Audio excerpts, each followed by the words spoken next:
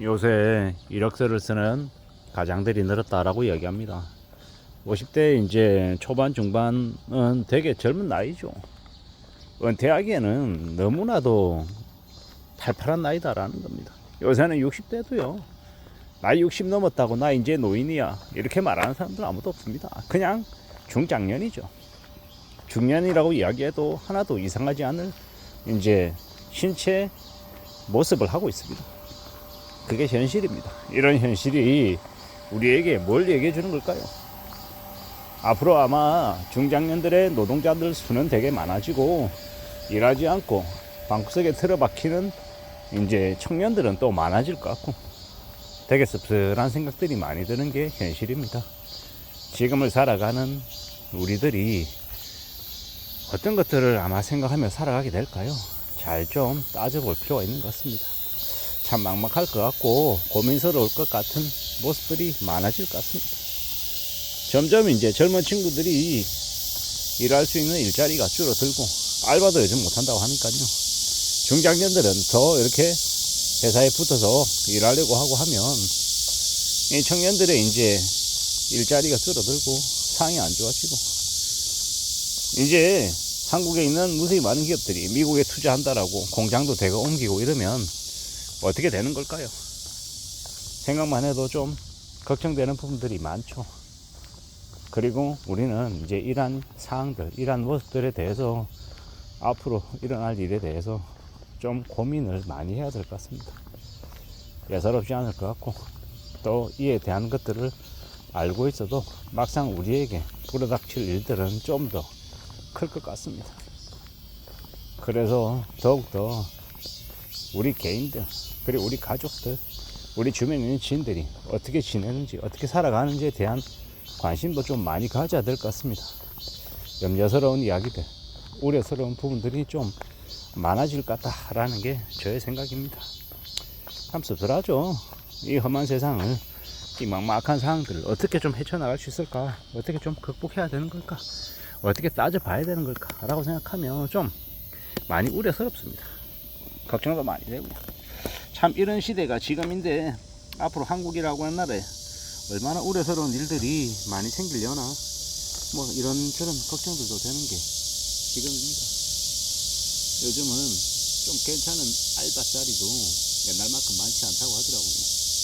요즘 뭐 식당 같은 데 가도 계산대 키오스크가 다 있어서 메뉴도 클릭해서 누를 수 있고 그 자리에서 이제 신용카드 꽂아서 결제도 할 수 있고요.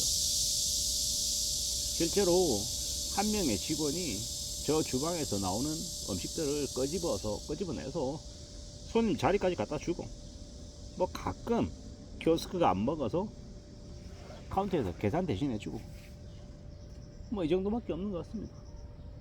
넓은 공간에 실제로 카운터에서 홀에서 일하는 직원들은 그냥 필수만 하더라는 겁니다. 점점 기업들이 어떻게 하면 사람을 최소로 운영하고도 이제 영업할 수 있을까 거기에 좀 더 집중해서 지내는 것 같습니다. 어떻게 마음먹고 지내야 되겠습니까? 어떻게 움직여 가야 되겠습니까? 결국 개개인들이 알아서 살 길 찾는 것 말고는 길이 없는데 그렇게 얘기하면 또 너무 무책임하잖아요. 너무 막막하잖아요.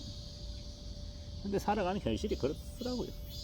어떻게든 주변 사람들하고의 네트워크 관계 형성하면서 뭐 그 네트워크 관계에서 모든 것들을 덕을 본다 뭐 이런 생각을 하려는 게 아니라 사방에서 그래도 괜찮은 관계 좋은 관계를 유지해 놓고 지내야 그래야 내가 일할 수 있는 그런 거리들이 그래도 확보가 되더라는 겁니다.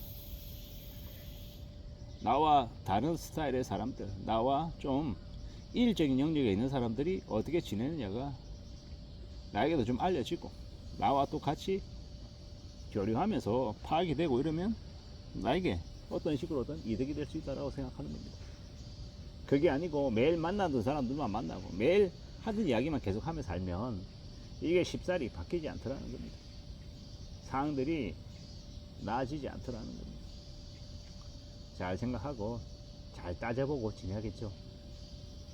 우리가 살아가는 인생을 어떻게 좀 다듬어 가야 될지에 대해서 수시로 고민하고 스스로에게 물어보고 또 주변에 흘러가는 상황에 대해서 관찰도 하고 이야기도 나누고 문제가 생겼을 때 그 문제를 어떻게 풀어나갈지에 대한 문제 결론에도 고민하고 우리 주변에 산재에 있는 정보들, 데이터들 어떻게 분석할지, 어떻게 해석할지에 대해서 좀 생각해 볼 필요가 있는 것 같고 여러 가지에 대해서 고려하고 생각하며 사고하며 사는 사람들이 되어야 할 것 같습니다. 술 마시고 담배 피고 유흥에 찌들어서 살고 이러면 삶에 대한 나에 대한 이 새로운 뭔가를 만들어갈 수 있는 창출 능력들은 되게 떨어지는 거고 우물 안에서 사람이 쳇바퀴 돌듯이 계속 했던 것 또 하고 살면 삶이 얼마나 우울하겠습니까? 얼마나 서글프겠냐라는 거죠. 우리가 살아가는 삶을 어떻게 설계하고 어떻게 또 전개시켜 나갈지에 대한 그 목도 전부 다 우리에게 달려있다고 생각합니다. 어떻게 살아낼지 어떻게 살아갈지에 대해서 좀 잘 고려하고 잘 고민할 필요가 있겠다라는 겁니다. 무엇이 되었건 간에 우리가 살아가는 지금의 시대에 좀 더 순탄하고 좀 더 안전한 것들을 가져갔으면 좋겠다라는 게 제 바람입니다. 물론 그게 뭐냐, 개개인에 따라서 개개인의 자질과 개개인이 처해 있는 환경에 따라 그건 너무도 다를 겁니다. 그게 뭐냐는 자신이 처해 있는 상황에서 자신이 만들어 가야 되는 걸 거라고 봅니다.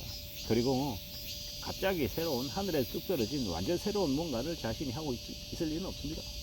자신이 만나는 사람들과 이야기하는 그 거리들 중에서 뭔가 가능성이 시작되는 게 아닌가라고 생각합니다. 물류센터에서 일하는 사람들과 교류하고 이야기 나누면 물류센터에 대한 일이 나올 것이고요. 음식 배달하는 사람들과 이야기 나누면 음식 배달하는 일이 나올 것이고 온라인을 통해 종사하는 사람들과 이야기 나누면 온라인을 통해 관련되어 있는 무슨 일이 나오겠죠. 강의하는 사람들과 이야기하면요 강의하는 일에 관련되어 있는 뭔가가 나올 가능성이 크고요. 그런 생각들이 들었습니다. 앞으로 우리가 살아가는 시대, 우리가 살아가는 현실 속에 뭘 좀 더 하며 살 수 있을지, 어떤 것들을 추구할지 등등 여러 가지의 것들에 대해서 고려할 필요가 있겠다라는 겁니다. 차근차근 차분히 자신이 뭘 하며 살아갈지에 대해서 정해놓는 게 필요하겠다라는 것. 그리고 아무도 그려져 있지 않은 백지와 같은 도화지라고 하면 그걸 그리기 위해서는 최대한 사람을 많이 만나고 그 사람들과 이야기하는 속에서 뭔가를 찾는 노력도 또 해야 될 것 같습니다. 가만히 있는데 누가 나에게 뭔가를 가져다 주진 않는다 라고 생각하는 게 훨씬 더 안전할 것 같습니다. 이상입니다.